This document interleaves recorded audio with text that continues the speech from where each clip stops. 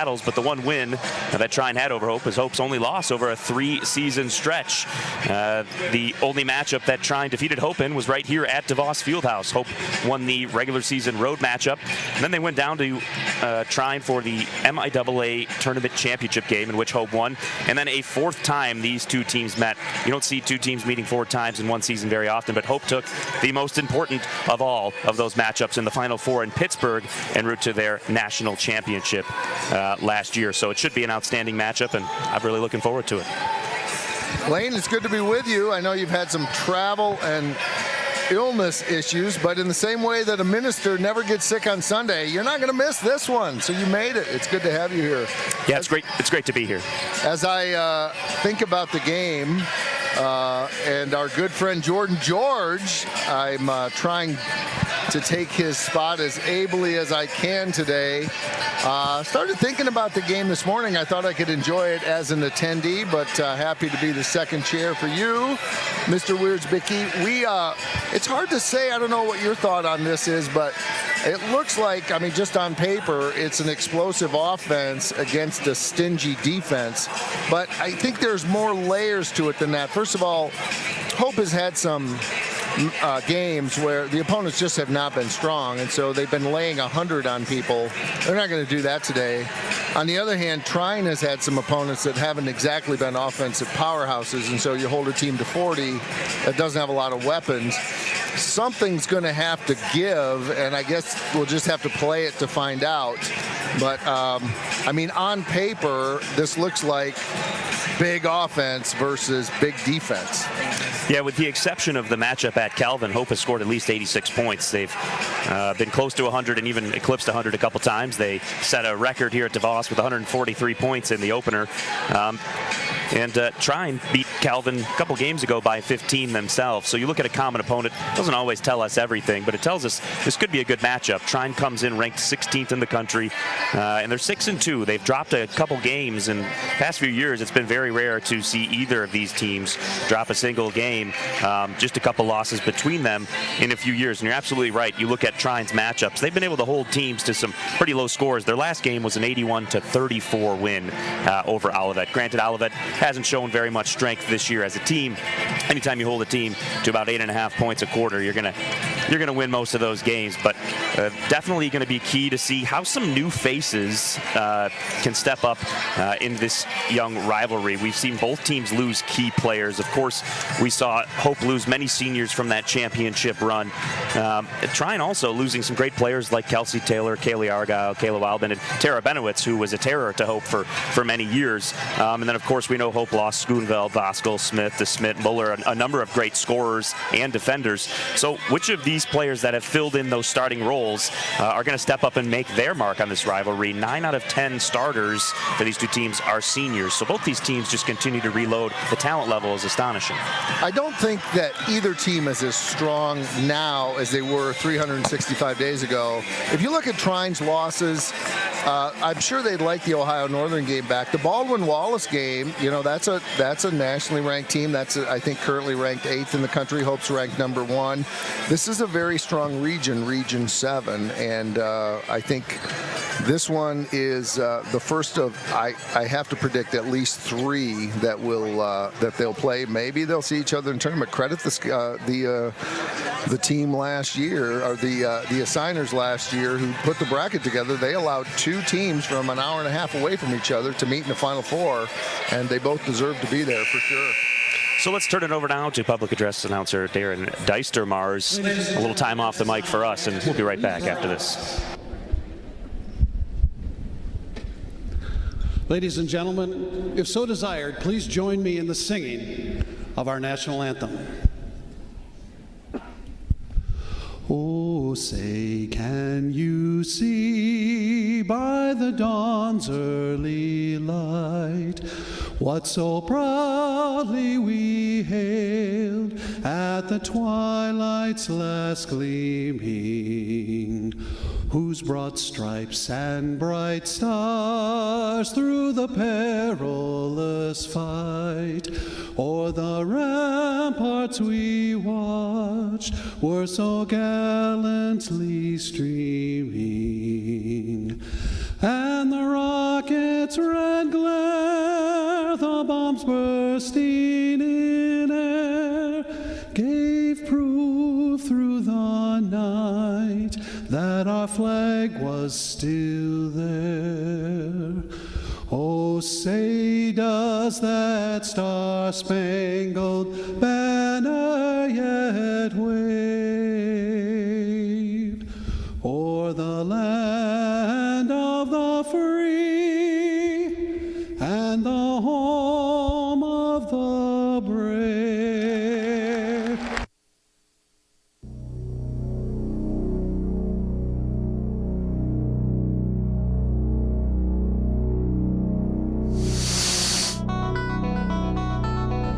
Good afternoon, ladies and gentlemen, and welcome to the DeVos Fieldhouse here in the campus of Hope College for today's MIAA contest between the Thunder of Trine University and your Hope College Flying Dutch. Here this afternoon, starting lineups. First for the Thunder at 1 forward, a 5'9" senior from Freeland, number 0, Alyssa Argyle. And at 1 forward for the Flying Dutch, a 5'11" senior from Ada, number 4, Claire Bagley. At 1 forward for the Thunder, a 5'10" senior from Monroe, Ohio, number 10, Katie Sloniker. And at 1 forward for the Flying Dutch, a 6-foot senior from Sycamore, Illinois, number 14, Kate Majerus. At center for the Thunder, a 6'1" senior from Grand Rapids, number 23, Sam Underhill. And at center for the Flying Dutch, a 6'1" senior from Osceola, Indiana, number 21, Savannah Feenstra. At 1 guard for the Thunder, a 5'5" senior from Lake City, number 3, Michaela Artis. And at 1 guard for the Flying Dutch, a 5'8" senior from Zeeland, number 2, Meg Morehouse. And at the final guard spot for the Thunder, a 5'6" sophomore from Warsaw, Indiana, number 15, Sydney Wagner. And at the final guard spot for the Flying Dutch, a 5'9" senior from Hazlitt, number 15, Ella McKinney. Trine University is coached by Andy Rang. Hope College is coached by Brian Morehouse. Your officials this afternoon, Tom Hallett, Jake Rolfe, and Tim Swain.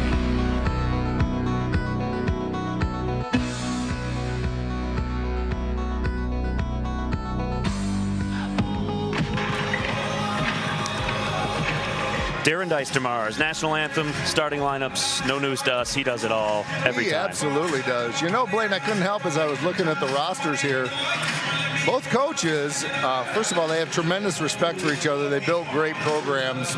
Coach Moe in his 27th season, Coach Rang only in his 5th, but he's done a pretty decent job of rating our state of good players, as has Coach Moe going to the Hoosier State to pick up a couple of Indianans as well. So 2 respected programs who have a decent regional reach, led largely and explained largely by really the great traditions that they both built.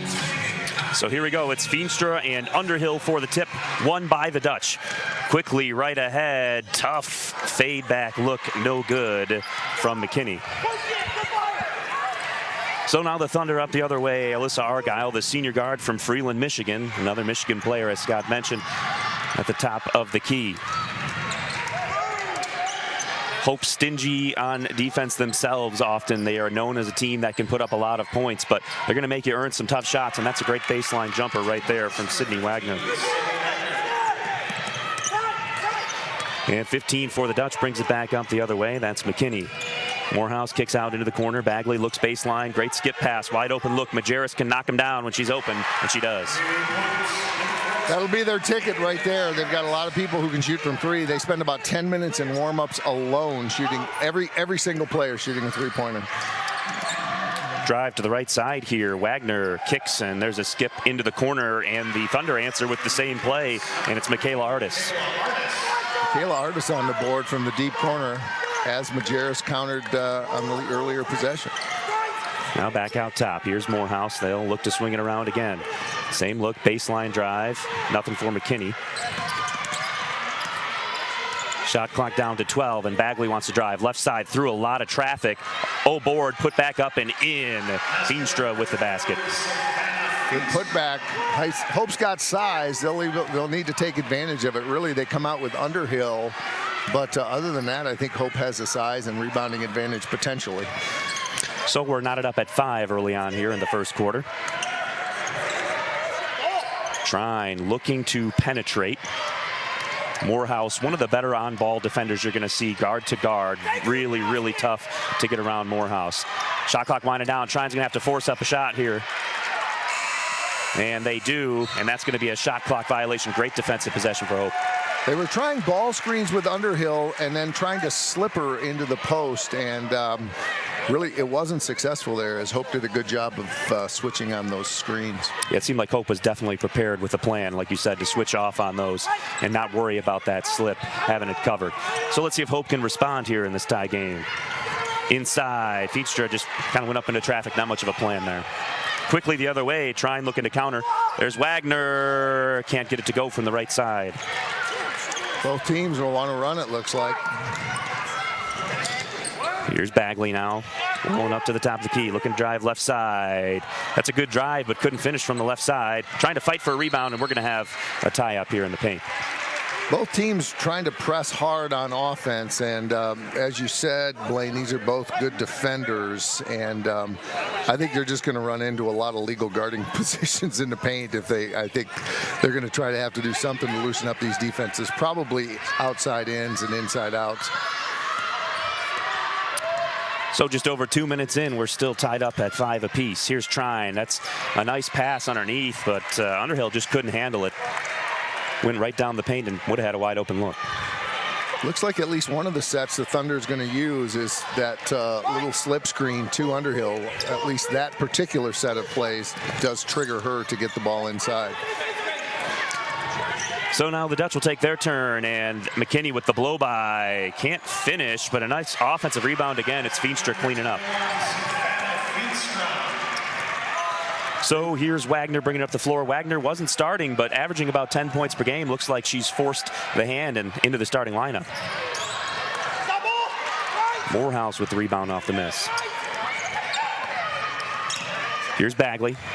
Really looking to drive so far today, and Bagley finally will draw a foul, the first we've seen called today. I think it's going to go on Underhill. And Blaine, she's going to need to stay in the game for the Thunder. I mean, it's only the first foul, but it's not. I don't think it's a player they can afford to live without. Yeah, you're absolutely right. With Hope's size, and she's the only player whose height starts with a 6 on their roster that sees regular minutes. So if Hope gets another foul on Underhill here, she's definitely going to have to take some time on the bench. They might be doing it right away. Feenstra's going to come out and take a break. Kendall Sietsma, the Hudsonville native, making an impact as a first-year player. First off the bench tonight. And Abby Sanner will check in, also a freshman listed at 6'2" from Warsaw, Indiana for the Thunder. Another early sub for Hope, Jada Gardner, in for Meg Morehouse. Jada, the Midland native, playing much more this year with the graduation of Casey DeSmit. Everyone kind of next woman up. Meg moves into the starting lineup. Jada takes the reserve role and getting good minutes, contributing in important ways. So Bagley takes care of business at the line. It's a 9-5 lead here for Hope.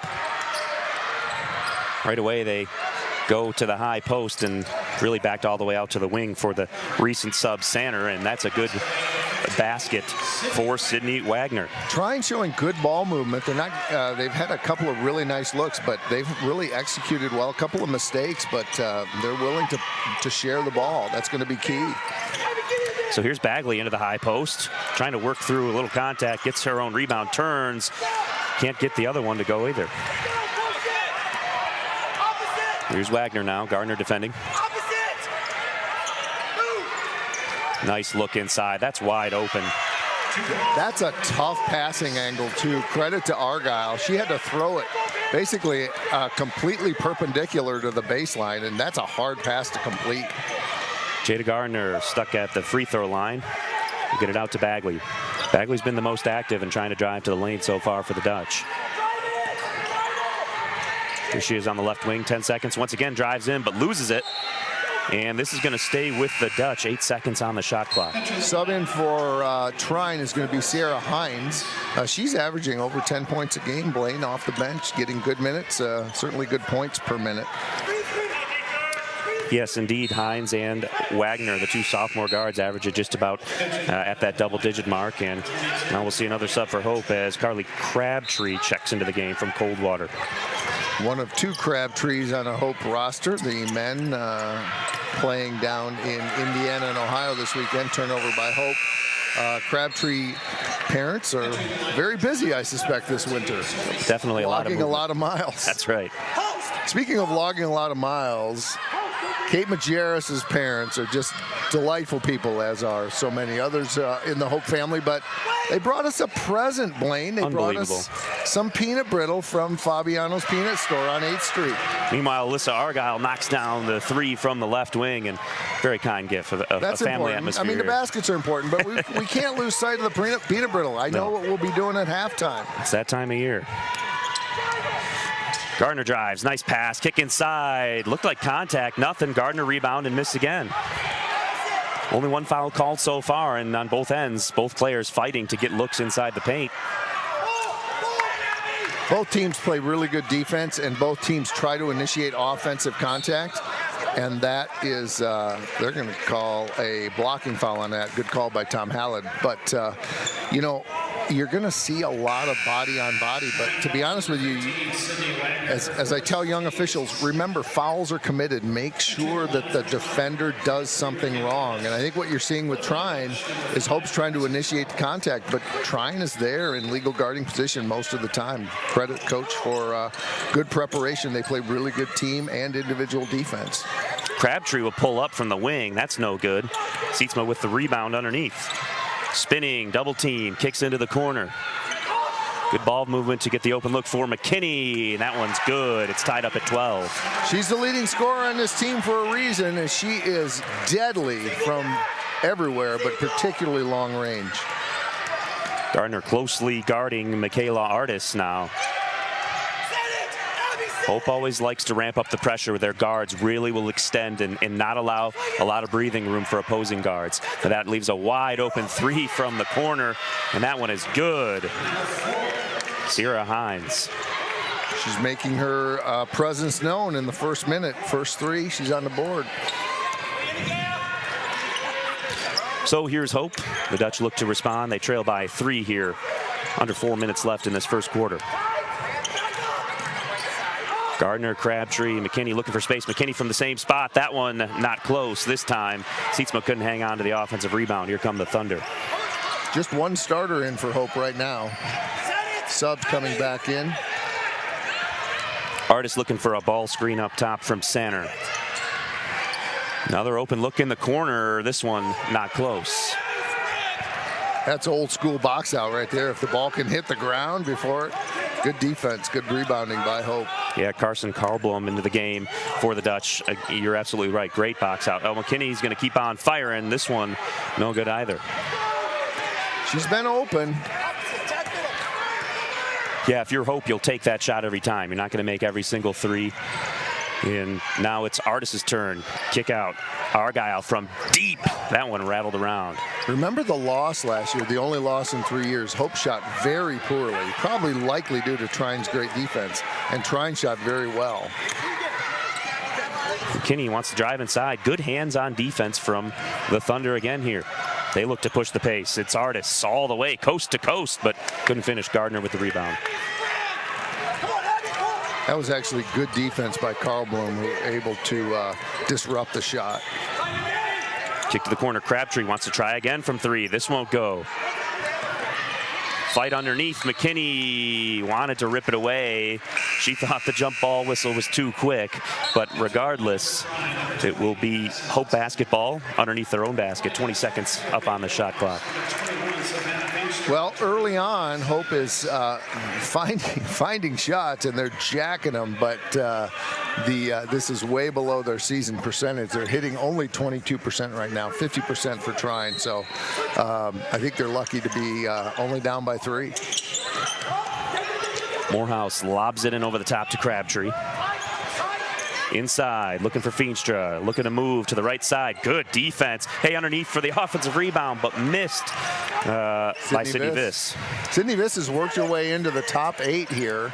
She was really top 10 or 11, but she's been the leading scorer the last 2 games and has earned a spot here. Missed that shot. I'm sure she'd want it back. Yeah, there's just so much depth for this Hope team, and for Trine as well. But you look at new guards stepping in, new forwards stepping in. Everywhere you look, there's a new face, and each one of them can really play basketball. The research I've done suggests, Blaine, that Sydney Viss has a terrific first-year seminar instructor, too. Oh, is that the case? More on that later. I'll give my investigative report when we have a break. Morehouse skips it over to Crabtree. They're looking to feed it inside. The foul called. That time Feenstra was able to get Sanner on her right hip, but for the most part, that was rare. I mean, this is the kind of thing that I think Hope needs to take advantage of, is if you get that position and a good find from the wing to get it, because points will be hard to come by against the Thunder. And so the free throw line will become key when you have such good defense, and you've got players that can really prevent you from getting good open looks. When you do get the opportunity against a defense and a team as good as Trine, you've got to take advantage. Sander looks like she'll take up some minutes for Underhill, because they're both going to need to work on Feenstra. Sietsma checks back in for Feenstra here, as the 2 good free throws cut the Trine lead to just 1. Feenstra looked like she may have walked off into the tunnel with head athletic trainer Tim Coburn. So we'll see if she almost looked like she walked a little gingerly off the court. So keep an eye on that. Hines drives but gets herself stuck. Skips it all the way out. 3 ball up, no good from Artis. Offensive rebound. Here's Sanner driving left side. No good. Good defense. We're talking about Trine's defense, but Hope is making Trine take some contested shots also. Morehouse wide open. They didn't want to guard her and couldn't get the 3 to go. Sanner will pull down the rebound. Oh, what a steal. Crabtree steps right in. She'll try to go the distance. Right hand from the left side, no good. Morehouse, offensive rebound, cleans it up for the Dutch. That's why you want to put up the left-handed free throw, layup with the left hand, but Mo was there to pick it up. So Hope takes the lead back by 1. 22 seconds left. Shot clock off here in the first quarter. What has been an exciting quarter that we would expect between these 2 very good teams. The Thunder trying to get one underneath. Sanner up and over. 10 seconds left here for Hope. Try and get one more. That time she took advantage of her size over Sietsma. And Viss took her eye off the ball and just lost it out of bounds into the Thunder bench. So Trine with a 1-point lead will have 3.4 seconds. Well, the report of Feenstra perhaps needing a break are over-reported as she's back at the next dead ball. Maybe she just needed to have her brace rewrapped or something, but she is back and ready to go. Gardner will closely guard MIAA Artis for the inbound. Artis is going to probably have to huck one up here from around the anchor logo. She'll turn, not sure she got it off, but off the rim either way, no good. So after 1 quarter, it's the Trine Thunder leading the Hope College Flying Dutch by a score of 17-16 in a tightly contested quarter. We'll take a break to hear a word from our sponsors and be right back after this. My name is Megan Bigelow, and during my time there I was on the Hope women's soccer team. I decided to choose Hope because of the opportunity to be involved in multiple things. I didn't want to go somewhere where I was just a number in the field. I was able to double major, experience both a business academic load as well as economics. I loved the opportunity to really get to know my professors. Hope exceeded my expectations. I'm Nate Bauman. As an invested community partner, we're proud to help share Hope's stories of transformational impact.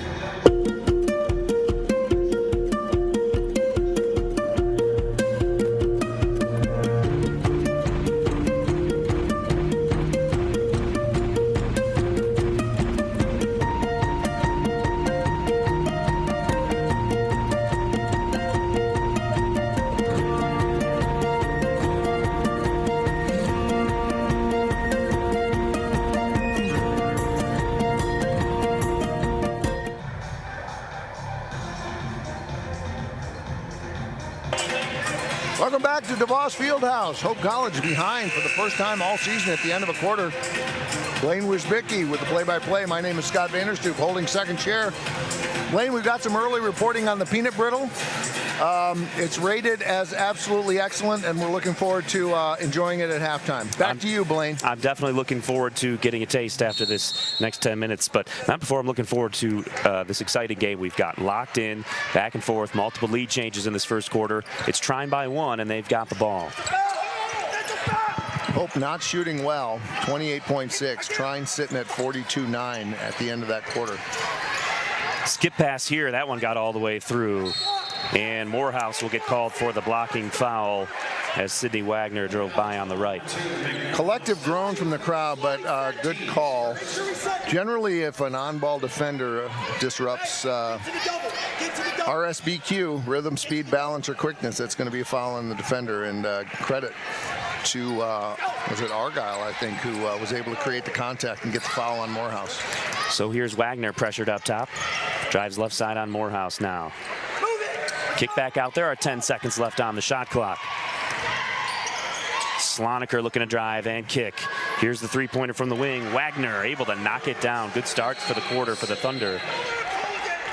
But hold on a minute, Coach. Biggest lead so far. I think we are going to have a. I think we might change it from a 3 to a 2. We'll see once if they're going to talk about that. Yeah, Coach Mo was right there, and indeed it is going to be a 2. He wanted to make sure the officials talked it over, so it has changed to a 2. Still the biggest lead for Trine of the game.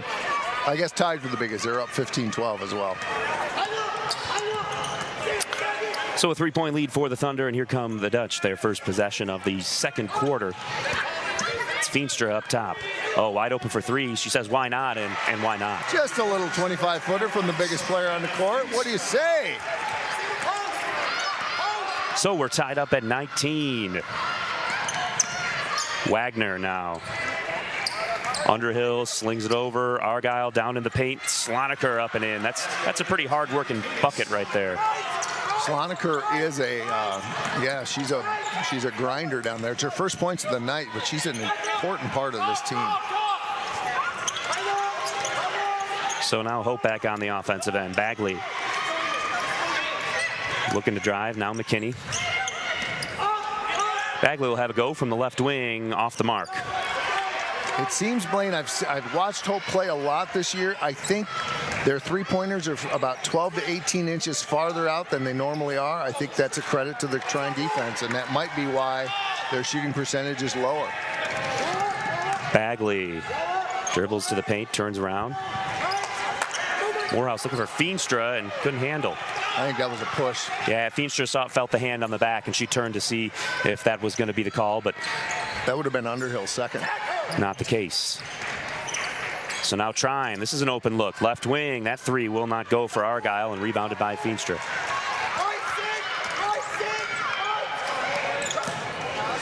So now Hope back on offense with Morehouse top of the key, trying to work it around. Hope hasn't seen a lot of penetration as of late in this matchup. Well, they tried it early, and they just met with really good defense. Here we go with Ella, though. And McKinney turns right hand, but just couldn't get the angle off the glass. Now it's Wagner. Looking underneath, there's Artis. Skip pass over. Morehouse on Artis, who's got 6, leading scorer for Trine so far. And here's another wide open look. Argyle left wing, can't get it to go. So Trine's starting to cool off, but they're still getting a lot of very, very open looks from outside. But they're a ways away, Blaine. I think both teams are launching from 25-26 as opposed to 22 or 23. Takeaway here on the break. Argyle will pull it back out.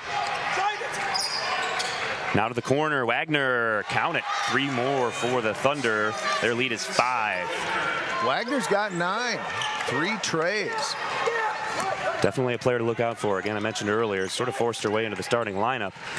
Nice pass, wrap around Morehouse. Feenstra turned to the right, got the foul. Probably should have drop stepped gone to the left there. You read my mind, my man. Actually, yep, go up with the left hand, put her on her hip, and but she'll go to the line.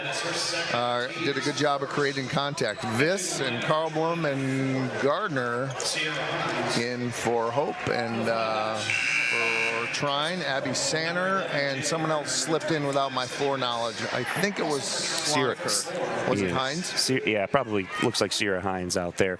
Again, another one of those sophomore guards averaging double digits. Trine reloading just like the Dutch. Hines, Sloniker, Wagner, Sanner, and Argyle, is it? Argyle. For Hope, it's Bagley, Gardner, Feenstra, Viss, and Carlblom.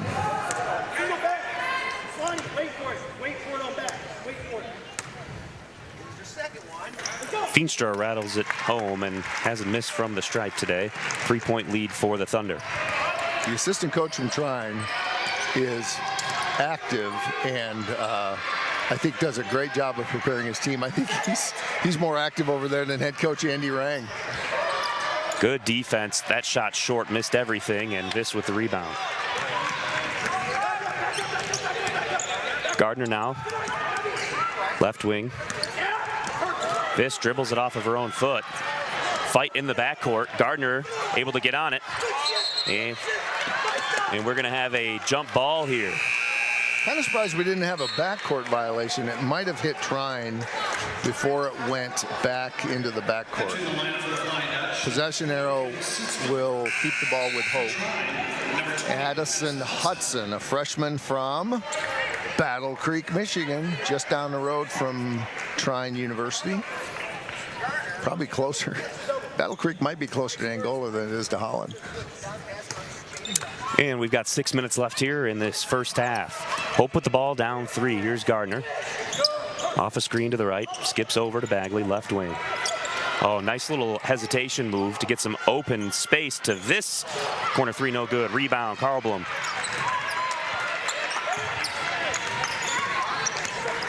"15 seconds on the shot clock to work with here for the Dutch. Still just probing, looking to work it inside. Bagley, quick shot fake, drives right side into a lot of bodies and nothing doing. All the same with Trine being stout in the paint on defense. Yeah, that was good defense. Looking to work inside. Feenstra on Sloniker. Sloniker turns and up and in. Training staff to the Trine bench, please. Training staff to the Trine bench. Ball loose on the ground, and Trine has another takeaway here. 5-point lead in the ball. They look to push, but that's a bad pass thrown away. Viss with the steal, and they're going to get Sierra Hines with the foul. Good play. Oh, they called it on Sydney Viss. Foul on Viss. Interesting. That's not how I saw it, but it looked like Viss. I think in football we'd say jump the pass, and looked like, well, we're going to give the ball to Trine and we'll figure it out later. But foul on Viss, her first. So with that, it's Thunder ball. Sydney Wagner drives left side, kicking to Argyle.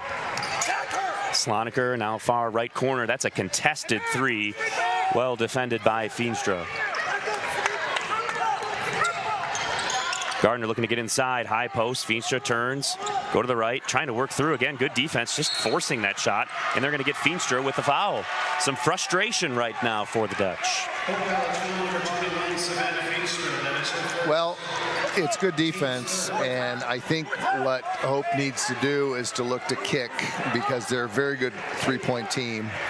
And but I mean, to be honest, Trine is handling us one-on-one there. It's not as though we're doubling and there's somebody open.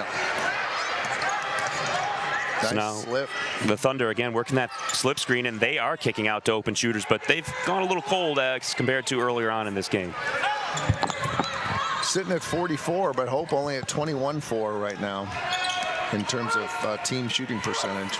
Not going to get it done for the Dutch. Going to have to find a way to start knocking down some open shots. Gardner drives in, kicks to Viss. Viss will drive right side and just wildly into the paint and called for the travel. Coach Morehouse not thrilled with some of the offensive direction at the moment. We're going to see 3 subs coming in: Morehouse, Majerus, and McKinney.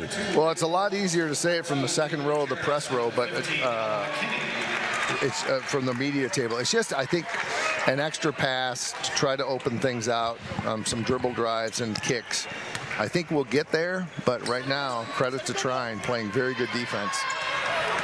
So the Thunder with the 5-point lead. Still, the scoring has slowed down overall in this quarter. Drive inside. Good help side recovery there from Majerus to prevent Hines from an easy basket. That's a good point. What is it? It's Trine scored 9 and Hope has scored 5. With just 3.5 minutes remaining in the first half. Seems like we've been stuck at 21-26 for a little bit. McKinney drives baseline, has it knocked out. It'll stay with the Dutch with 11 on the shot clock, while Trine subs in MIAA Artis and Sophie Sloniker. One of the things Hope did last year against good teams is they just wore them down because they would play 10 and the other teams might play 8. Both teams have about the same size bench, 8 or 9 this year. So I'm not sure the advantage is with Hope like it was last year with their platoon system. Morehouse from the logo. How about a 30-footer? Well, the shot was open, that's all I can say, and that's a big 3 to cut the deficit down to just 2. 30-footers are always open, and a foul on Trine. Yeah, that's going to be a moving screen, I believe, on Sophie Sloniker, if I'm not mistaken. It was indeed. And Hope with a chance to tie or go ahead, something they have not done all quarter. You got the DeVos crowd in it for a moment there, maybe feeling of a momentum shift here as Hope had gone cold offensively. Morehouse just decided I'm going to take it into my own hands and shoot it from where they're not willing to step out and defend me. They were sleeping until this crowd looking for something to cheer about. A nice local crowd, no students as you mentioned. This school is out. Morehouse, great drive inside. Feenstra misses, gets her own rebound, fights up and gets the foul called, and she's been money from the free throw line so far today. A good spot for her to be.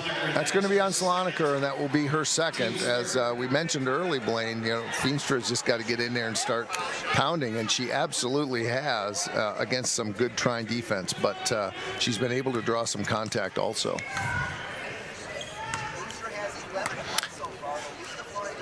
Feenstra finally misses from the free throw line. She does have 11 points, kind of far and away leading the Dutch right now. She hit her first 4 from the line. That's her first miss, 4 out of 5.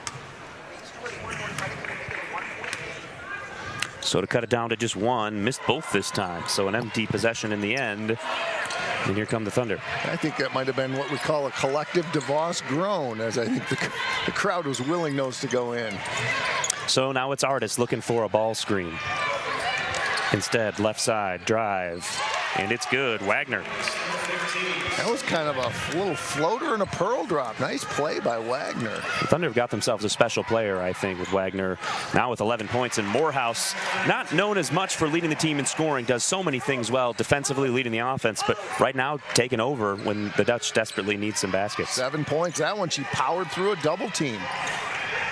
Kicked into the corner. Good late closeout from Majerus that might have caused that shot to go well off of the mark. Hines is a good shooter. Good defense by Majerus. McKinney looking to Feenstra. Shuffles right side, and that looks like a blocking foul. They called an offensive foul. Interesting. Wow. I don't believe the defender was anywhere close to an illegal guarding position. Kind of on the hip, on the side. You're the official, not me, but that's a tough one from my angle here to see that one go that way. And that's the second time we've had that with Feenstra, who's now got another foul. So did you notice how I left that unremarked? Are you proud of me? You are. I'm very proud of you. That's why I tried to shift it over to you, and you did very well. So it'll be Trine now on offense again. They've got the 2-point lead still. Great defense. Bagley pressuring up top. Great defense again. Poked away. Got to find Majerus up ahead, but a foul. And that was a real good chance for Hope to get a breakaway bucket. A really nice defense up top from Bagley and from Majerus. It was almost like Hope was mad. And it's like after that last Feenstra call, and they really stretched it out. And I don't know if you have the energy to do that every time, but it looked like that was almost like defending their teammates. Like, I'll show you defense. And that was great. 90 seconds left in this half. Hope trails by 2.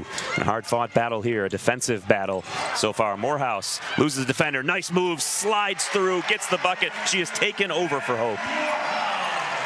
She got Sloniker, I think, to fall to the ground, and then she found a path and she put it up. Great play. 9 points for Mo. Now stepping up on defense and helping with the loose ball. That shot's going up and no good, and Bagley gets the rebound. Minute left. This game is tied up. Dutch looking to push. McKinney goes right side. No good. And back to the Thunder. That's a tight angle, tough one to get to drop. Trine has shut down McKinney, their leading Hope's leading scorer. She only has 3. They've been playing good defense on her. Majerus called for the foul and count the basket. The hoop and the harm. Chance for an old-fashioned three-point play here. And it's Wagner again. Went baseline, got the jumper, and apparently through some contact. Chance for a three-point play. She has 13 points now to lead scoring. They actually called that on Bagley, not Majerus. Neither one of them had, must have been just an elbow tap, as I think Bagley was a secondary defender on that. We don't have replay tonight because, Blaine, we have a skeleton crew. We've got Steve Secor and Phil Blau. We've got our senior experience group, but that's all we have because it turns out the young crowd all went home. Like, they're all home for Christmas. Yeah, I remember a time or two as a student with that similar scenario. You'd have about 3 people in the building trying to run the entire broadcast. Thanks to Phil. He's doing it all himself up there. And 10 Steve seconds in the booth on the shot clock. Bagley out top. Morehouse has been the shot maker for the Dutch. 4 seconds. Shoot it. Got to get a shot up here. Forces a tough one. Almost banked it home. So Trine with a 3-point lead. Chance to extend that here. Morehouse got to be careful not to pick up a foul at the end. Poked away.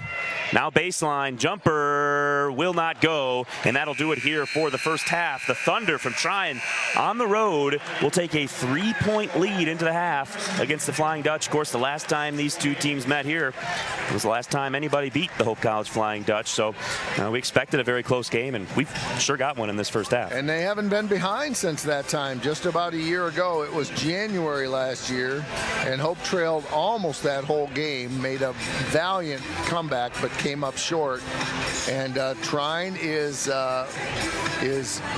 showing why they are nationally ranked and why they have held their opponents to 60-some points. So great job by the Thunder, and I think Hope just needs to find a way to loosen that defense up a little bit. And I think if they can do that, they'll see their shooting percentage as a team go up as well. But a really good half of basketball, triggered mostly by defense, actually, for both teams. Yeah, Morehouse came on strong late to lead the Dutch in first half, scoring with 9 points. Feenstra had 8. And for the Thunder, it's the sophomore Wagner leading the way with 14 points, averaging double digits, as we mentioned earlier. Found her way into the starting lineup, and can clearly see why. A shot maker, a playmaker, and doing wonders and helping the Thunder to a 3-point lead. So with that, we'll take a little break here at halftime. We've got some peanut brittle to crack into, if I'm not mistaken. I've been looking forward to that the whole half. Get a little snack here, a little late lunch. Steve, Blaine, we'll be back with a peanut brittle report at the beginning of the third quarter. So we'll put a team on it right away. And we'll see you guys after the break.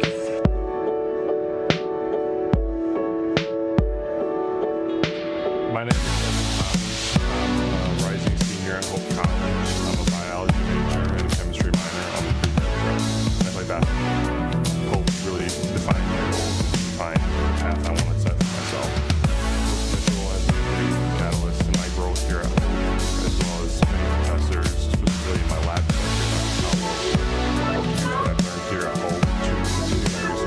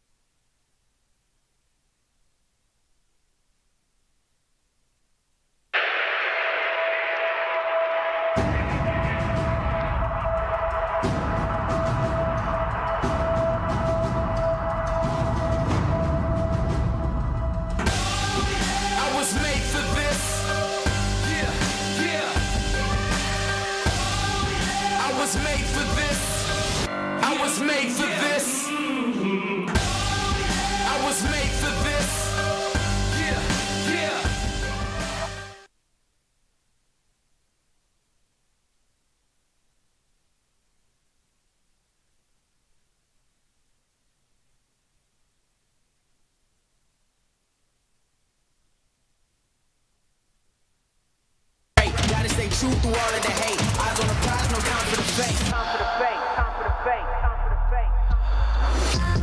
Snakes in the grass, gotta cut them.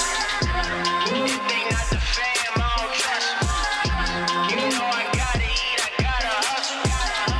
Pulling on my weight, I flex my muscle. Snakes in the grass, gotta cut them.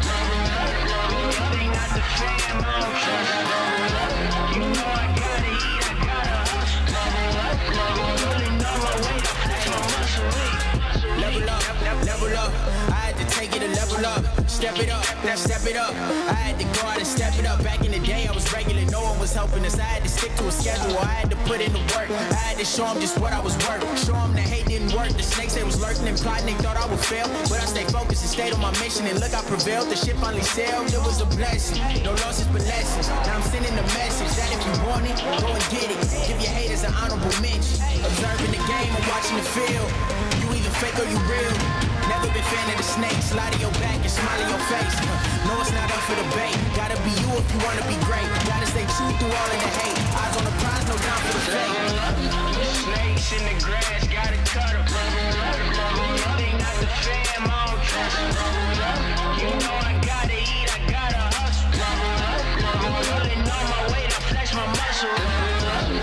Snakes in the grass, gotta cut them. They not the fam, I don't trust them. You know I gotta eat, I gotta hustle. Pulling on my weight, I flex my muscle.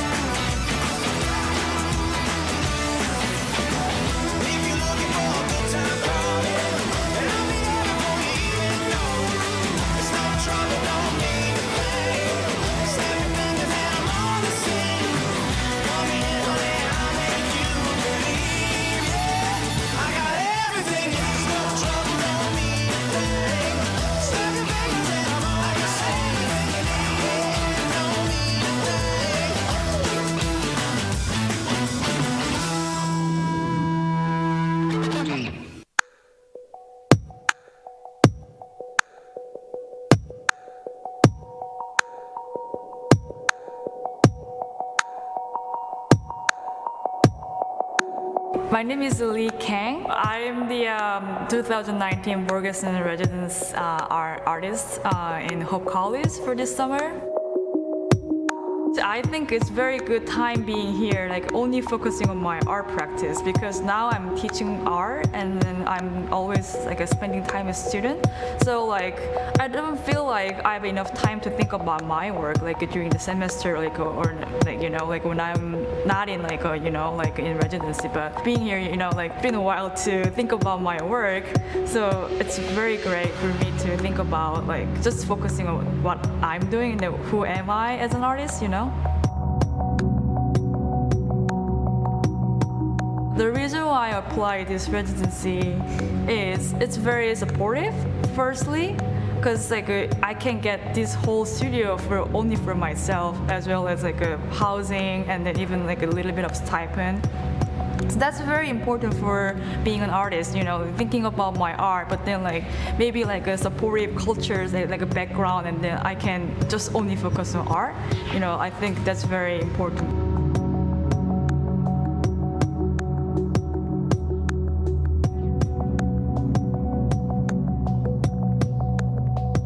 For this show, like it's been like challenging for me to also figuring out the space, because the gallery space is kind of unique.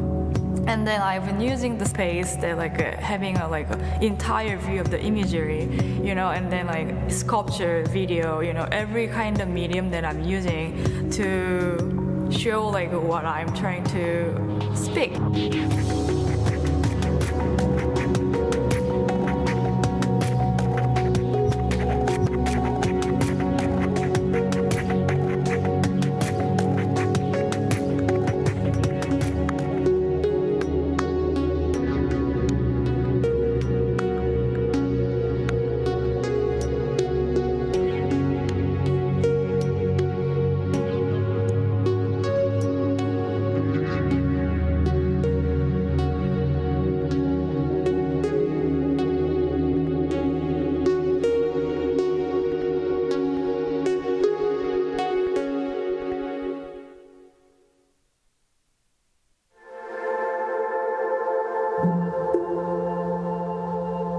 Over the last several years, the museum has acquired a substantial collection of artworks made by artists from the Yoruba ethnic group in Nigeria. And when Anne Heath mentioned to me that she was thinking about teaching a seminar on African art, I thought it would be a great opportunity to get her and her students involved in researching our collection and figuring out a way to exhibit it. We work with the Kreising Art Museum to help the director curate shows, exhibitions that he has on his schedule, and do the primary source research for him. And that will then turn out to be the labels, the wall texts, the catalogs for the works in the show. This class offers an opportunity for experiential learning at the highest level. The discipline of art history is basically the study of artworks that allows us to build up an understanding of individual artists. Then from the understanding of individual artists, we build up an understanding of different schools and movements, and then from the understanding of those different schools and movements, we build up an understanding of entire historical periods. I don't think I've ever done anything like this before. It was definitely eye-opening and super challenging. It's a lot harder because we're not finding books that give us the answers to our questions. We're not looking at people who have already analyzed the work. It's kind of like we're analyzing it ourselves, but also through the lens and perspective of the artists themselves and other artists at that time. It's been difficult, but it's also been really rewarding. So like when you do find something, it's like finding finding the real gold amongst the fool's gold, and like actually like getting the thing you need. And it's so much more rewarding than being like, well, of course, like I have this book. But yeah, I've had to like take like some like different approaches, like definitely like researching deeper and like learning like don't give up, like you're gonna have to like try a lot harder. They're an opportunity for students to really put their skills into action. by doing research that's often primary source research. That means nobody has done it before. And so they have to learn that kind of detective skills on how do you go out and find information that isn't readily available. So they have to be creative in their thinking. They have to have a lot of initiative. They have to be nimble. And they certainly have to work together. This is interesting because it's like working as a team. So even though I'm writing my own paper on like Julie Ladipo and like Nigerian contemporary theater, I'm still like checking in with my classmates, and sometimes like we find stuff like, oh, like I found this JSTOR article, or I found this on ArtNet, and like swapping. So it's interesting being part of like a research community. Even if they don't go into the arts as a career, these kinds of experiences, project management, follow-through, collaboration, initiative, self-teaching, these are all the kinds of experiences that are going to hold them in good stead, whether they pursue a career in the arts or if they take opportunities outside of the arts. These kinds of, the kind of work they do in our department is completely relevant and helpful in lots of different career paths and vocations. This is definitely not a typical undergrad art history course. This is much closer to graduate school work, or even to the kind of professional work that's done in museums and commercial art galleries. I've been a museum curator and director for more than 25 years now, and I've been involved over the course of my career in hiring dozens of people for jobs in museums, and the number one criteria is always whether they've done museum work before. And this course has given students that kind of background.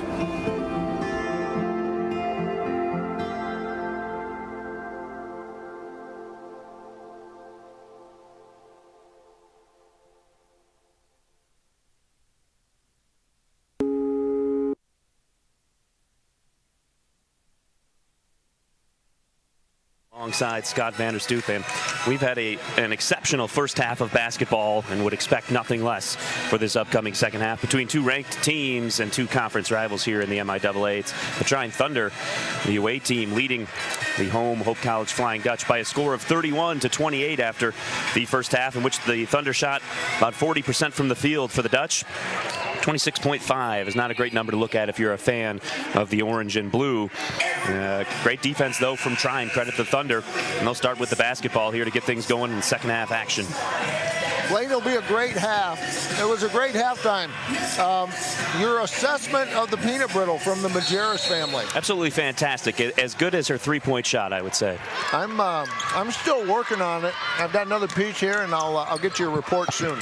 Hey, Trine picking up right where they left off. Slip screen into the paint. Nothing changed. Underhill knocks it down, and starting off hot. Chance for a three-point play. Underhill with her first points, and Majerus picks up her second foul. Not how Hope wanted to start that half. Now down 5. And chance here to make it 6 off the front of the iron and in. Underhill gets Trine out to about as good of a start as you can imagine. 10 seconds in, 3 more points for the Thunder. That's unlike Hope to have that kind of a breakdown on defense.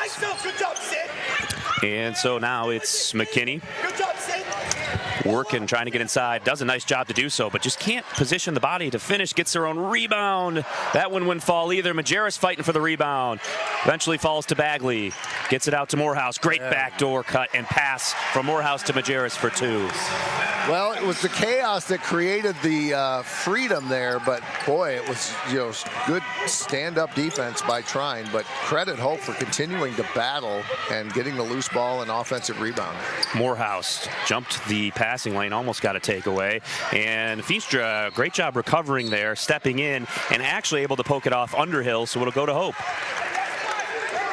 Crowd has been kind of sitting on its collective hands here, really kind of just hoping for something to cheer about, as Trine has really suffocated the Hope offense. Lowest scoring half of the season by a long shot. Yeah, we mentioned before the game, Hope's not going to get to 100 today. That was never really a question, but you wouldn't expect to still just be at 30 to this point. But again, credit the Thunder defense. They definitely put in the work in preparation for this matchup. Feenstra almost lost it off the hip. That's a really tough spin and couldn't get it to go. Good move, but credit Underhill. She stays between her player and the basket. The Thunder now with a 4-point lead. A chance. Slonaker drives right side, stepping in front, and a blocking foul called here. Looked like pretty good position for Bagley, but I thought perhaps she was inside of the semicircle there. Well, that's not what the signal was, but I will say secondary defenders are held to a very high standard when it comes to drawing the charge, even if they are outside of the restricted area. Quick subs here. You don't see this a whole lot. Usually we're at 8:24 mark, and we got Carl Blum and one other came in, I think. Maybe just Carl Blum. So now Katie Slonaker a chance at the line. First free throw off the back iron. Got, of course, two Slonakers, Katie and Sophie Slonaker, the seniors on the Trine roster. Andy Rang with his first conversation with the game officials after they picked up the call. It was a pleasant conversation, and it ended with a thumbs up from Coach Rang, so probably just a clarification question. So Hope trails by 5 again. Moving it around the perimeter. Morehouse behind the back dribble and lost it out of bounds. It'll go to Trine. A bit stagnant here for the Hope offense. We'll see if Trine can take advantage and try and extend a lead. Neither team has been stellar offensively, and Trine's lead still just at 5. Hope shooting better than Trine from 3-point, but overall shooting Trine with a marked advantage, 42-4 versus 26-3. Baseline jumper is open, and it's good for Underhill. Underhill had an egg in points in the first half. She made her living on defense, but she's got 5 early on here. McKinney kicks out to the corner 3, and that's a big bucket for Bagley. A little over help there from Trine, allowed for a wide open corner 3. Bagley can be deadly from 3, and that's one of her very first opportunities, and that's the kind of thing that can open up this offense. Really not many players on this Hope roster that don't have the ability to knock down the 3, particularly when you leave a shooter as open as that. It's only her second attempt from 3 of the night. Wow, that is a great contested 3. Sydney Wagner turned and fired and knocked it down. She's got 17 points. That was a great counterpunch. Wagner carrying the load for the Trine Thunder on offense. Feenstra, nice job to get the defender on her hip and get by. Sure, she would love to get a chance for a 3-point play, but it'll go to line to shoot 2. That's going to be Underhill's 3rd, so that will cause her to head out. And Abby Sander, who saw significant minutes in the first half, did a really good job. She's going to get an opportunity to give some minutes back, and Underhill will take a seat. And Sander, as you mentioned, did very well filling in. It seemed like Trine didn't lose much with her filling in. Sander, very tall, listed at 6'2", looks like one of the tallest players out on the court. Played 7 minutes in the first half, compared to Underhill, who only played 6, 35. So Feenstra able to knock down both free throws this time around. The lead back to 5. This is Garner, Bagley, and Morehouse all in the lineup right now. 3-ball knocked down. MIAA Artis, and that's set up by Sydney Wagner, just driving and kicking, forcing the defense in. 6 total for Artis, both on 3s. Biggest lead for Trine of the day at 8.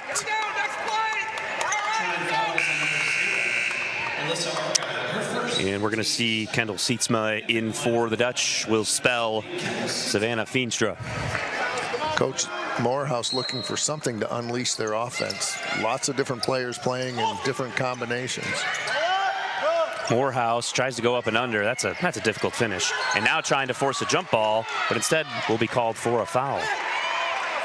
It'll be Morehouse's second. Crowd wanted a jump ball, but just the ball not going in for Hope right now, and that's frustrating.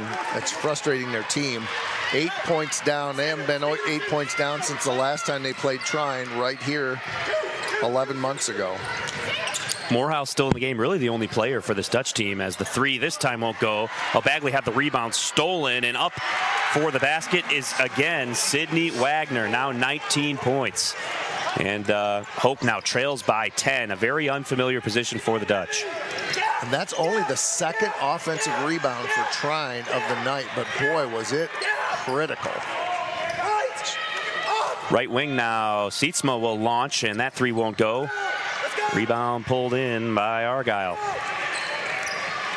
Argyle will bring it up the floor. I don't know Trine's semester schedule, but it is exam week is an exhausting week for players, and to get a game like this scheduled at that time is tough. I think we're going to get a timeout here. Yeah, Sander puts the Thunder up by 12. I'm surprised we hadn't seen one, maybe the possession before that. And the Thunder are fired up, as they should be, as they've pulled out to a 12-point lead, 47-35. Hope has nothing offensively. They're rotating. They can't find anything, and Trine is on fire. They're just creating open shots, driving, kicking, something that Hope seems like they haven't been capable of doing. They're driving, and they're putting up some difficult shots instead of making that extra pass. Well, that's exactly right. And there were just been a couple of really good defensive stands, some missed shots by Hope, and then, just a couple of good breaks going Trine's way. They all sort of coalesced together to make this a really unfortunate quarter for the Flying Dutch. They can score in bunches, and they have a lot of firepower, but there's got to be a change, and I don't know what that change would be. I'm not a coach, but it's got to be something, because the first 25 minutes really haven't been working for Hope. Their sets and their systems are not creating the kinds of open shots that is going to help Hope. They're only sitting at 26.8% free throw shooting. They've got to get better shots. And now a steal. It's Wagner. She'll try to go in on Gardner, and she'll draw the foul and count the basket. Another chance for a three-point play for Trine. Wagner and the Thunder are just taking over. It was a rare mistake by Hope on offense. They do not turn the ball over very often, and it was on plays like that you hardly ever see it, but that certainly was an ill-advised pass, and that makes it, 11 points for Trine on turnovers compared to Hope's 8. 22 points for Wagner now. The Thunder outscoring Hope 19-7 in this third quarter. And Hope again just looking lost, and Feenstra's got a wide open look. They could use that one, won't go. McKinney offensive rebound. She is rejected by Abby Sander. Just kind of turned and blindly threw that one up. Sander filling in for Underhill, has 3 fouls. Wide open three, this one short. Sander offensive rebound. Nobody putting a body on a body for Hope, and it leads to a three, and nobody can stop Sydney Wagner with now 25 points. The air has been sucked out of the gym. It's a silent DeVos Fieldhouse with a lot of hands-on heads, as Trine in danger of turning this into an absolute blowout. It is an 18-point lead. Step back three look here. That one's no good. Feenstra fighting for it underneath. Hope trying to get back in the game by shooting threes. Not a bad idea, but they are not currently falling. They're hitting 35-7, roughly what Trine is hitting, but Trine just shooting much better and playing much better defense and being carried by Wagner and her 25 points. Tippecanoe County's finest today, Wagner. Inbound into the corner. Crabtree will drive and kick. Got to get one more pass. It's wide open. McKinney in and out. It would not go. Nothing going the Dutch way. I say that. We get an offensive rebound on a lucky bounce, and Feenstra will go back to the line. I will say this, Blaine. I mean, the effort is there, and if anything, as the lead has lengthened, Hope has not become discouraged. They've become more aggressive on the offensive board, but they've had to become more aggressive because their shots aren't going in. So yeah, aggressive, and sometimes it feels like desperation too. You feel like you really need to get in there and you need to make something happen. Unfortunately, I think sometimes, and it's been the case today for Hope, it can cause players to try and force it once in a while. What they really need to do, as we've mentioned, try to find the extra pass, try to find the open shooter. But that being said, even with some of the open shots, they haven't been able to convert. Well, there's no magic number, but you get the sense that it has to be under 10 before the fourth quarter starts. And with only 4 minutes left in the third, time is going to become an enemy of Hope sooner than they realize. Three ball going up. This one no good from Hines. Kinney wants to go all the way. You can see the determination in her face, but she just couldn't finish from the right side. And so here comes MIAA Artis. And a little different look here for Hope defensively. Yeah, Hope popping out in the little zone, 2-1-2. Not sure that's the best thing to do against a team that's shooting from outside well, although I like the idea of trying to give them a little different look. Maybe that'll get them off their rhythm, because they got the mojo right now. I think that might just be it. You just got to try something else. It's not working. Hope occasionally is over helping. We've seen wide open 3 looks, Trine doing well to move the ball, to kick it out. So something different. 7 seconds on the shot clock here for Trine. That's a pretty open look, and it will go. MIAA Artis, with short time on the shot clock, able to get about 4 feet of space to get a 3-point shot off. She's got 9 points, all of them on threes. Feenstra responds with a 3. That was a 20-point lead momentarily for the Thunder. You'd have to go back into the history books to find the last time the Hope College women's basketball team trailed the basketball game by 20 points. So the Feenstra 3 right before the timeout cuts it down to a 56-39. Still 17 points. A long way to go as we approach the 4th quarter. Why don't we take a quick break here from our good friends at Lawrence and Vanderswart? We'll be back with more basketball.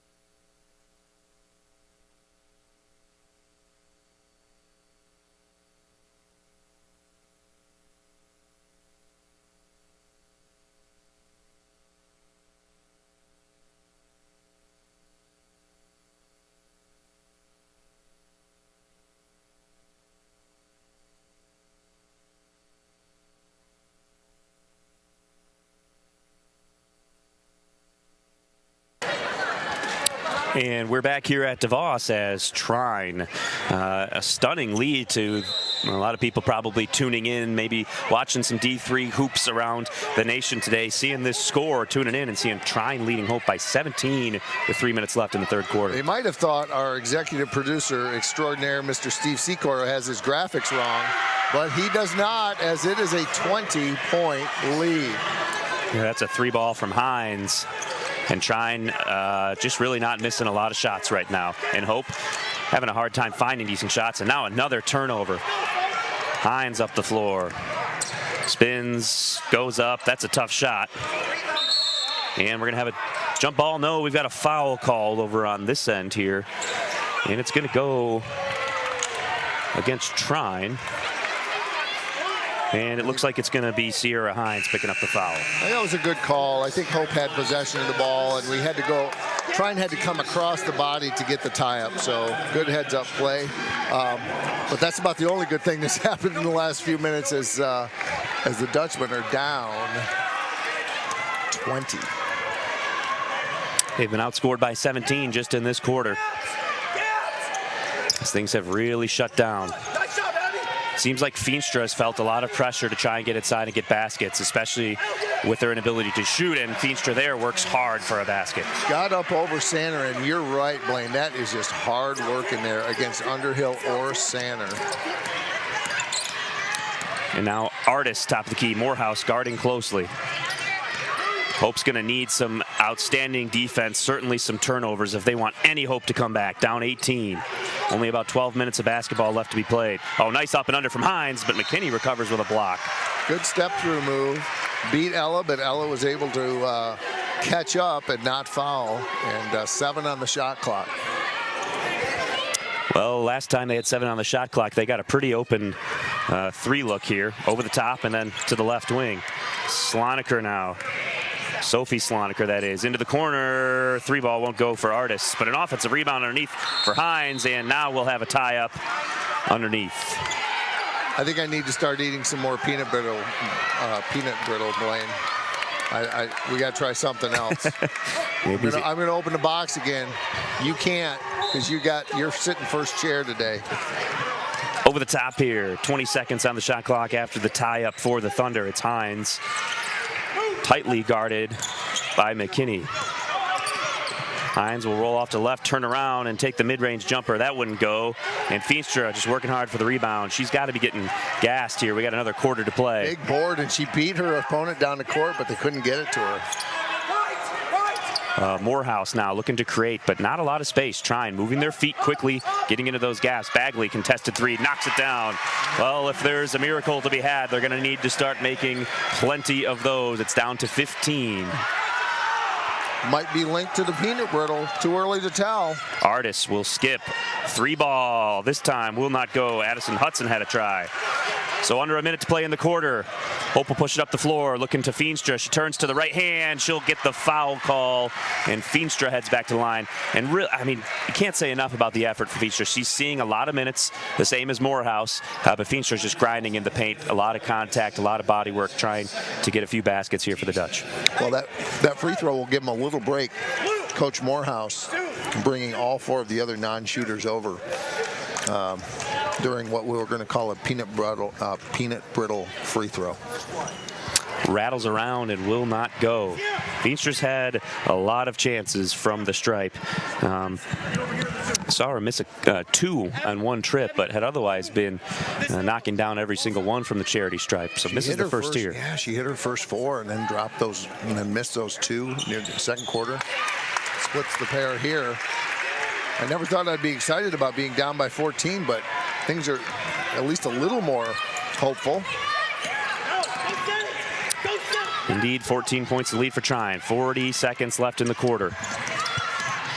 Hope would really need a stop and a basket here to make things seem plausible. Feenstra underneath. Lucky she didn't get called for the block as she found herself out of position, and she looks very tired. Yeah. Working hard here. The Dutch really need a break. Yeah, that would have been a nice stop, but good post up by Sanner. Lead back to 16, McKinney. That's a tough shot, swinging in with the left hand. And who is it but Feenstra working hard to keep the possession with the Dutch. She is really going to need this quarter break. You almost wonder, do you take her out right now to get her that extra 30, 45 seconds of breathing time? You get it into McKinney. 20 seconds left here, just an extra second on from the shot clock. McKinney forced another really tough shot, and Feenstra picks up a foul, and certainly her third. It could have been avoided, perhaps. Yeah, that's a combination of frustration and fatigue right there. Ella McKinney with a couple of nice step-through moves, but she has to lunge too far because of the great Trine defense. And so that means we will see Abby Sanner walk all the way down to the other end of the court to shoot a couple free throws in the bonus. First one will not go. Sanner's got 8. She's done a great job tonight compared to Underhill's 5. So the 2 of them have really combined to help contain and neutralize Feenstra. Meanwhile, Feenstra's got 22 for Hope. The only scorer in double digits. And see if she can add to it here. That's a long 3 that will not go. And so that will end things here for the first 3 quarters, and Trine with an incredibly impressive third quarter. One of the best I've ever seen from an opposing team here at DeVos. And they have a 17-point lead on the Dutch. Well, let's take a quick break here. We'll be right back for fourth quarter action from DeVos after this.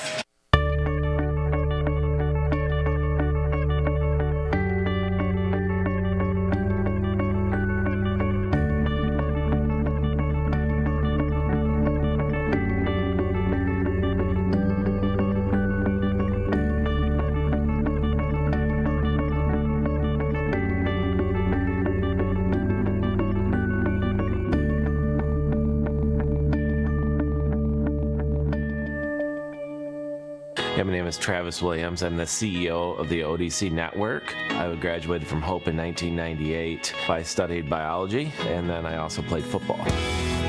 In order to be successful, people really need more than just the academic experience, but they need people to come alongside them and help them, coach them, mentor them. I find that Hope College has just been one of the best examples of being able to do that anywhere. As an invested community partner, LVZ is proud to help share Hope stories of transformation.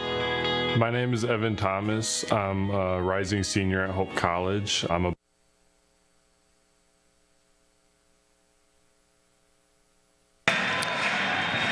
All right, folks, welcome back to DeVos Fieldhouse. Fourth quarter action.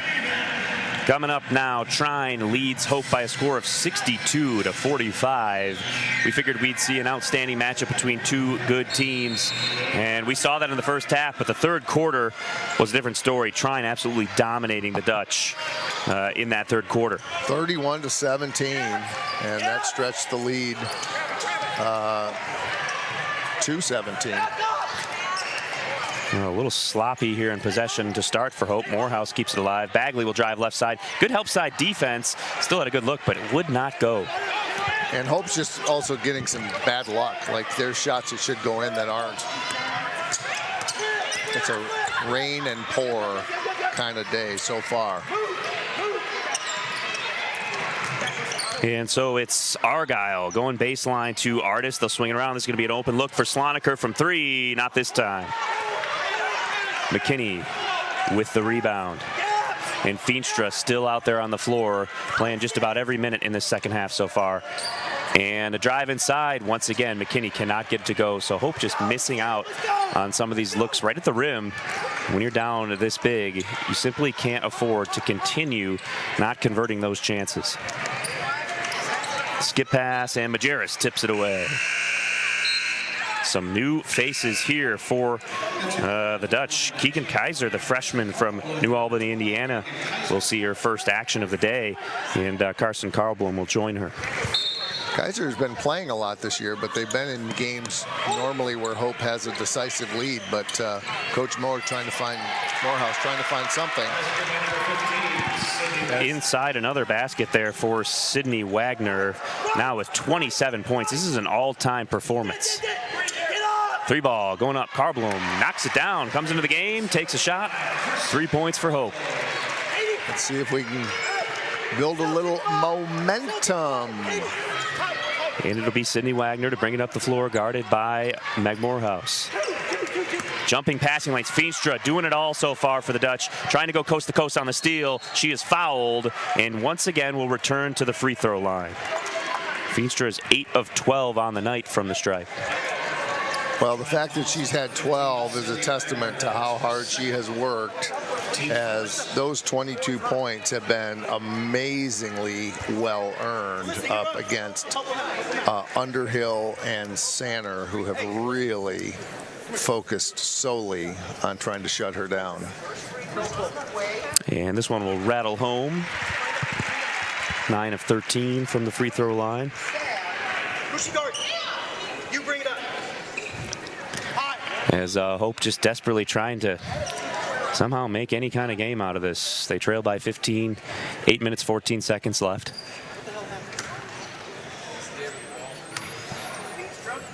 So Feenstra, after making the first, will also knock down the second, make it 10 of 14 from the line, and finally we'll get a spell. Sietsma checks in. Well, with an explosive team like Hope, 14 seems manageable, but we just need some evidence that that it can happen, because the thing is, oftentimes when a team has to come back from a big deficit, they're so very tired at the end. Can they hold on to any kind of deficit cutting they do? And it doesn't help when you're leaving shooters that open. MIAA Artis knocks down a three from the wing. And not only is Trine wide open, but they're just not missing. I mean, you have the perfect combination of Hope missing some of their shots inside, Trine knocking down every shot they get, but they're getting so many wide open shots. That Hope defense just not cutting it at the moment, executing at a level that you would need to come back from a huge deficit. And now they're down by 17 again. Trine hitting 49.1 to Hope's 27.8. That really does tell the difference here. Both teams taking, decent care of the ball, but it has been a game of Trine defense and very timely Trine scoring. It seems as though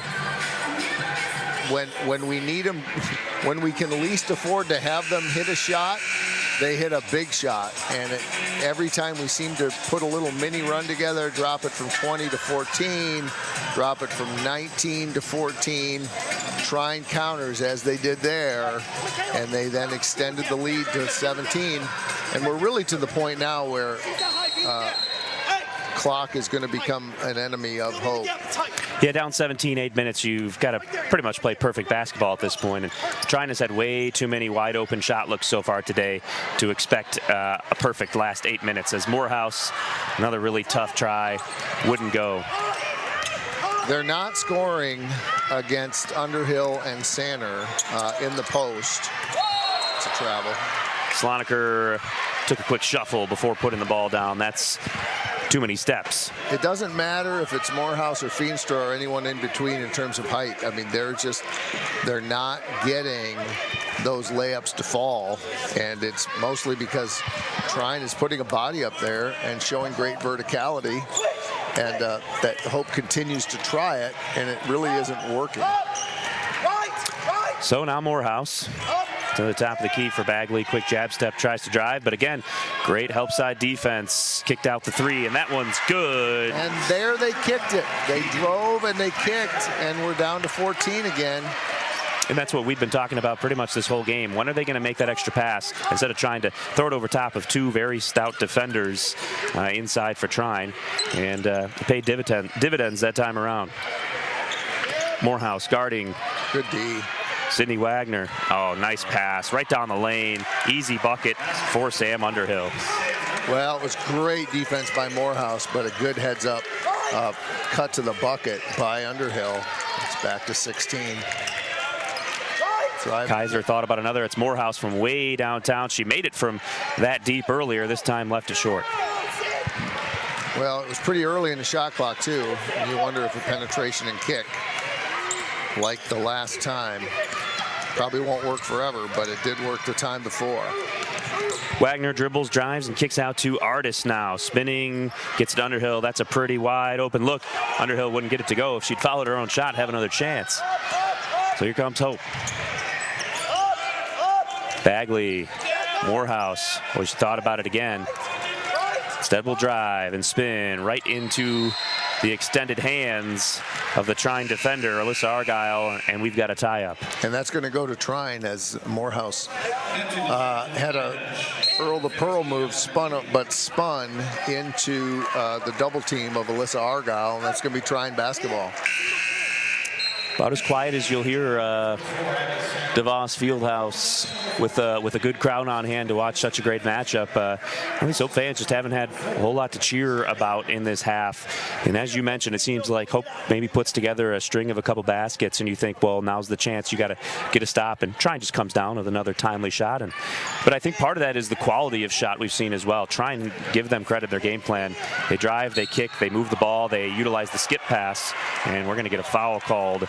They're very well prepared indeed. That's going to go against Keegan Kaiser. That's her first, and first of the fourth quarter. And Hope are Trine with 25 on the clock. The clock will not reset like it often does down to 20 after a foul because it's above 20. Oh, a nice blow-by drive to the left side. Leading scorer could not get it to go. Sydney Wagner approaching that 30-point mark with 27 at the moment. Feenstra, open look. Not this time. Great box out underneath by Katie Slonaker. Sure was. Kept Majerus off the ball. So here's Wagner. Kaiser defending. Wagner spins off, and she travels. Good defense. You know, Wagner wanted a foul, but she just really was out of control, and it was pretty good defense. Hope really needs to score. They need to increase their efficiency, and they just have to score on a higher percentage of their possessions, because right now they're not. Back on the offensive end here. Keegan Kaiser loses it, and we're going to have a quick jump ball here. This one will stay with Hope this time. 5:15 to go. Just a lot of pressing for Hope at this point. I mean, they're in an unfamiliar position, again, being down, and not just down, but having a deficit like this. And you've got some different players coming in. You've got a number of the starters that have been on the bench for a lot of these minutes. And a lot of players just pressing, trying to figure something out. Feenstra goes up and underneath the defender, can't get it to go. Again, going up against good defenders in the post, not really getting quality looks. So that's a foul. Feenstra able to step in, really, and thanks to McKinney's great defense, and she's fouled, and that'll be a Trine turnover. Good hustle play by Feenstra, which prompted the foul by Sander as Feenstra hustled after the ball, picked it up, and was displaced, and therefore it'll be Hope's basketball. 16-point deficit. Yeah, under 5 here if you're Hope. You really just continue to try and work your offense, see if you can get some open looks. It's a long shot at this point, but McKinney will keep firing and wouldn't fall. Feenstra was in great position for an offensive rebound, just didn't quite get up to grab it, but it'll stay with Hope either way. So they've got 3-point shooters in there. Bagley is another one who's currently on a bench. I think we'll see her again. She'll probably come in for Kaiser, but I suspect Kaiser's in there for her 3-point shooting. She hadn't played yet in the first half, but has gotten some minutes here in the second half. Here's Kaiser on the right wing, looking for Feenstra, but great denial by Sam Underhill. Morehouse looking to clear through some space. Now just driving into a whole lot of bodies, forcing it up, and she'll get the foul. Much to the dismay of the Trine bench. Coach Andy Rang did not like that call, but I thought Morehouse got raked over the arm by Argyle. She had good position, but then at the end she just kind of swatted and came across 2 hands. So that was I had that as a good call. I am a Hope guy, but I thought it was a good call. Well, Brian Morehouse was in between myself and Meg Morehouse, so I have no conclusion on the play. Couldn't really see it, so we'll defer to Scott, the official, sitting next to me. A lot of experience. I can trust that judgment. Always unbiased when I'm calling Hope games. Absolutely. With your orange sweater and lanyard on. 69-55 after the free throws. Hope will have a big deficit to try and overcome. We'll take a break and be back after this.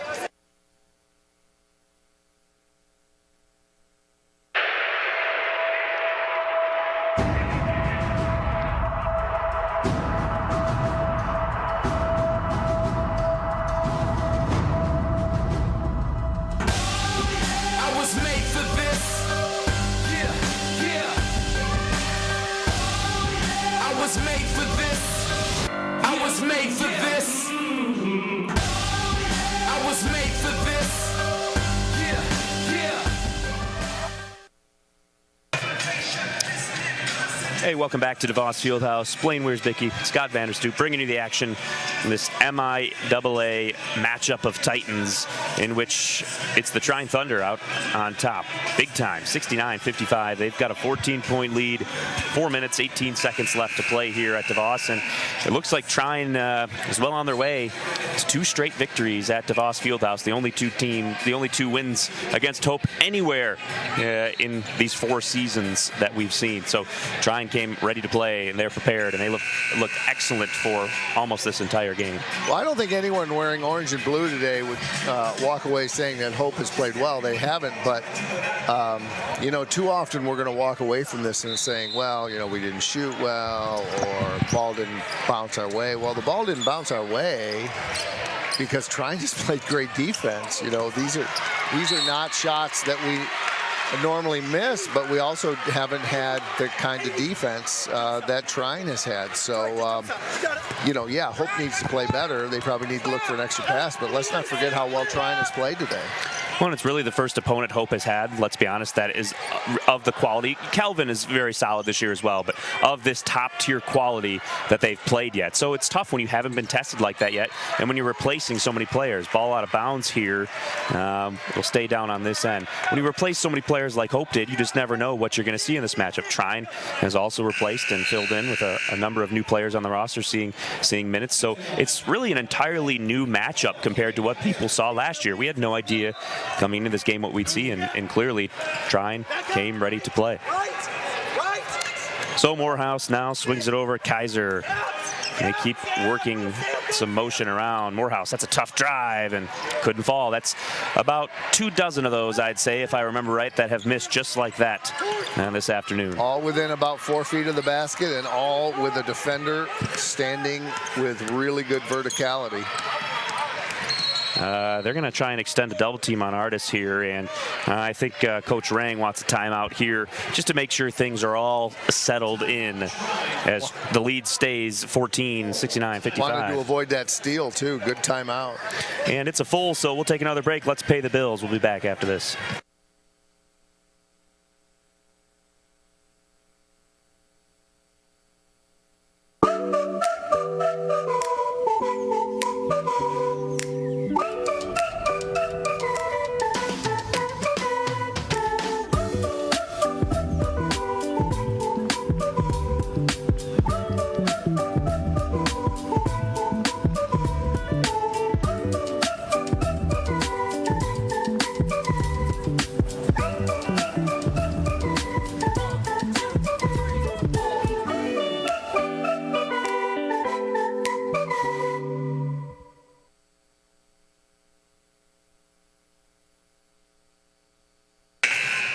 We want to thank Mr. Steve Secor, Mr. Philip Blau, our indefatigable workers.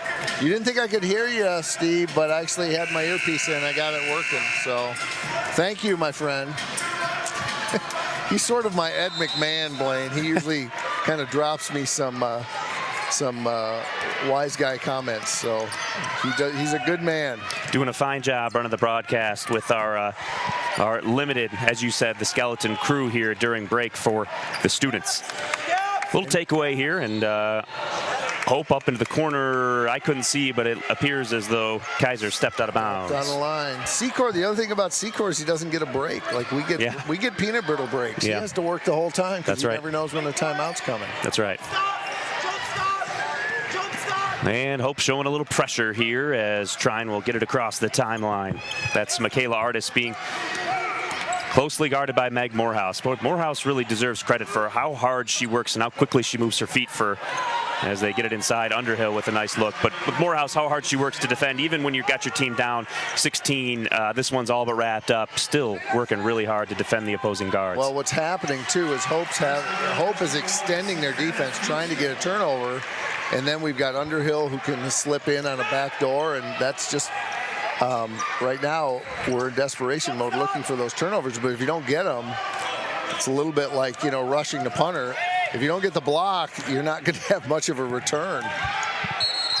And that's a 10-second violation. The ball was never over the timeline. The Trine bench not happy, but as you can see, that ball did roll and never did get past the half-court line. You've got to have, and correct me if I'm wrong, but you got to have the 3 points, both feet and the ball over that timeline, correct? Yeah, the ball remains in backcourt location until it is touched by a front court player with all three, and that ball just kind of bounced slowly, and 10 seconds. Big opportunity for Hope, but they got a long way to go. Yeah, there's a big 3 for McKinney, and 11 points. It's as close as it's been in a while, but it's still 11. And Morehouse will commit a foul. Tried to get the quick steal on Wagner. Well, they've got a couple more to give, so you can be aggressive and not send Trine directly to the free throw line. Well, and eventually you're going to want to put him there. Hope is just not used to working from behind, so this is a different kind of experience for him. It might help. Credit to you probably had this class, the documentary class. Did a really good documentary, some of the students from that class, Professor Hahn's class, on the Hope women's basketball, on the winning streak, and how the loss at Trine, many interpreted that being a really pivotal moment in going on to the national championship.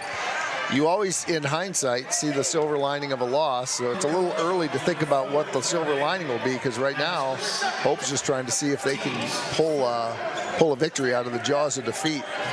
Claire Bagley picks up her second foul there in the chaos. That's the third foul on the Dutch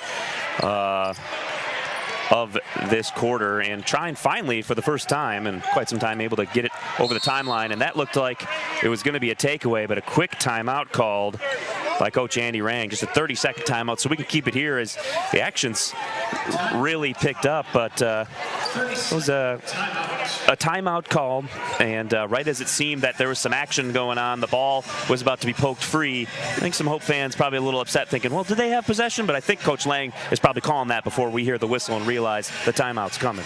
Well, one person who did not leave it unremarked I didn't want to say is it. our radio man, Mr. Greg Chandler, who sits behind us. And I always tell Chandler, you know, when I'm doing play-by-play, I just repeat what you say because the whole gym can hear you as well as the Greater Holland area. And I think the argument would have been, and that's what Cully Carlson is saying, is like, you got to have player control. You can't even be passing in between teammates. Theoretically, it's a hair-splitting kind of decision, but you also, yeah, it's a tough one. Was there player control? It's hard to say, but there was a timeout. And it is an 11-point deficit for the Dutch. 1:49 left. Most people would say, well, that's about enough to end ball game. But considering the way this second half has gone, it really seems like this is a close ball game all of a sudden. And Trine with the timeout here, they're going to draw up the inbounds play. They get it quickly behind the half-court line to Wagner. Wagner almost ran into a steal, did a nice job to get it away, and Morehouse will commit the foul. That's going to be her fourth. So you wonder, do you, I guess you just kind of, you just go with it until she gets 5, and then you go with Jada probably at that point. At this point, there's no saving anybody. Just play until they're out. Skipped across, and that's a chance for a steal, and Kaiser's got it. Going to go in on Wagner and able to get the layup to go, and it's a 9-point game. A little life in this DeVos crowd. Kaiser wants another steal, and it's tipped off Trine. It's going to go to the Dutch. I heard the whistle. I thought they were going to get a foul maybe for a bump, but well, wait a minute, folks. Good hustle play by Keegan Kaiser. Andy Rang wants a timeout. He's still got a 9-point lead, but the crowd, for the first time in an hour and a half, has got something to be excited about. And that's a full timeout, so we'll probably take one last break here, and we'll be right back. Don't miss the exciting conclusion after this. My name is Megan Bigelow, and during my time there, I was on the Hope women's soccer team. I decided to choose Hope because of the opportunity to be involved in multiple things. I didn't want to go somewhere where I was just a number in the field. I was able to double major, experience both a business academic load as well as economics. I loved the opportunity to really get to know my professors. Hope exceeded my expectations. I'm Nate Bauman. As an invested community partner, we're proud to help share Hope's stories of transformational impact.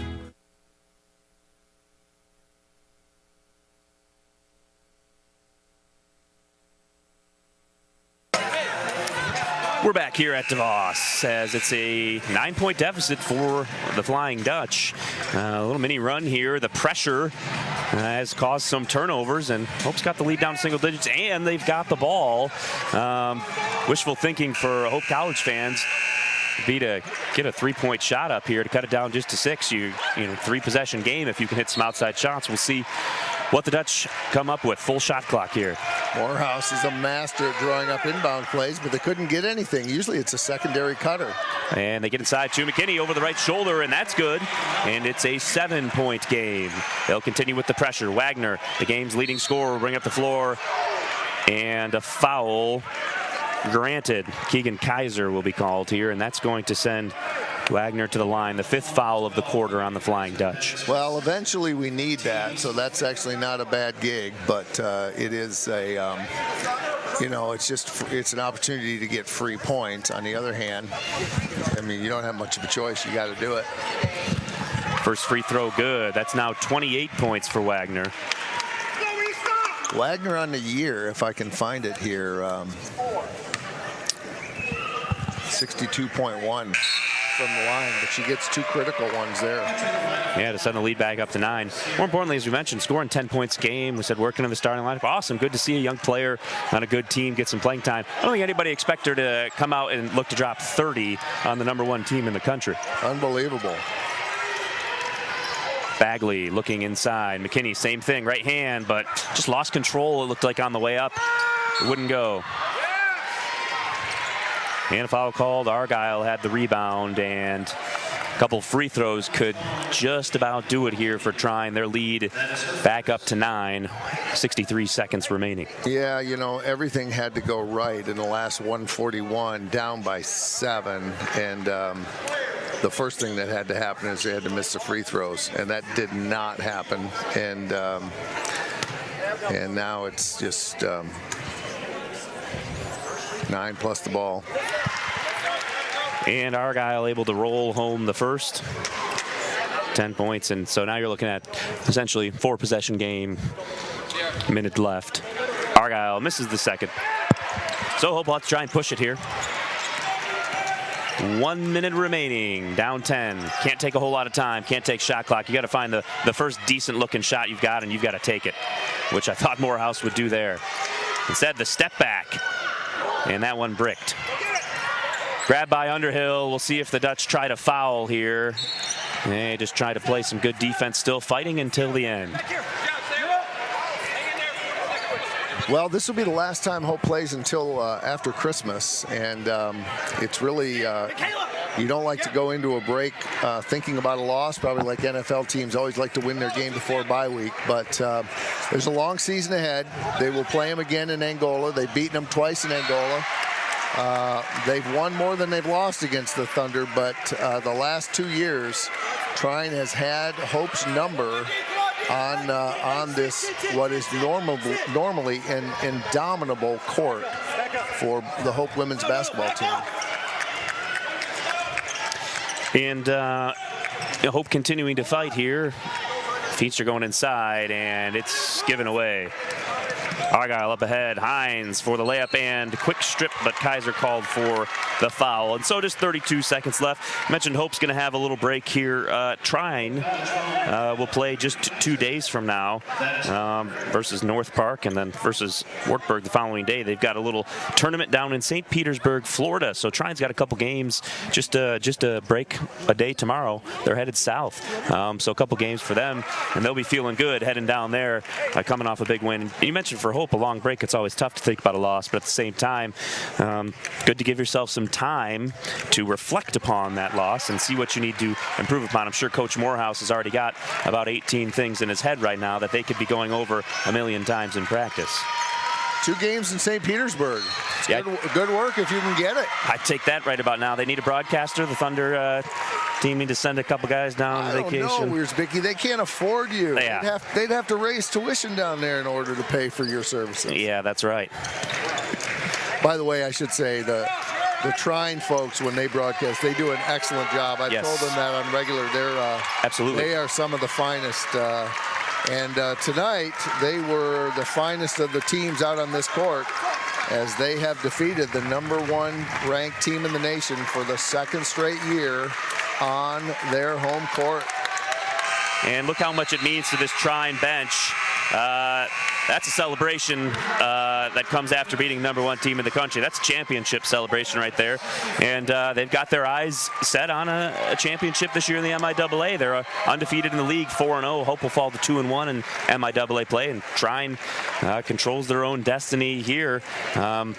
And for Hope, you're circling that matchup as you head down to Angola as that next really, really big challenge.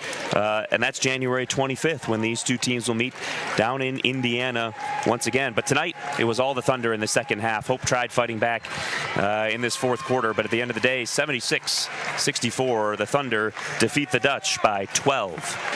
The tail of the tape, about 50% from the field for Trine, about 29% for Hope. You don't need to look at the stats too deeply to see if you don't make the shots the other team does, you're not going to have a very good time. So plenty to work on for Hope, plenty to celebrate for Trine. Congratulations to the Thunder. It's a tough place to win. In fact, they're the only team that's done it in the last 4 years. Yeah, hats off to the Thunder. That low shooting percentage was indeed the difference, and it was because Trine played great defense. And I'm sure that January 25th, it's, you know, when you play in a league with really basically kind of 3 teams that can compete against each other, you say, well, we take one game at a time, but the truth is, in many ways, it's a 3-team league, and I know that Hope will play each game with great effort, but they will be excited about facing their rivals in Angola, Indiana, very, very soon. Blaine, it's been good to sit with you. Thanks for coming out. Drive safely. Is it still kind of crappy out there on the roads? Yeah, we're going to find out. Folks, you've got plenty of good things to do besides listen to us on a Saturday. So for Scott Vanderstoep, I'm Blaine Wiersbicky. Drive home safe for those of you here at DeVos. Everybody else, we'll see you next time. Circle January 25th on your calendar the next time these two meet. Thanks for tuning in.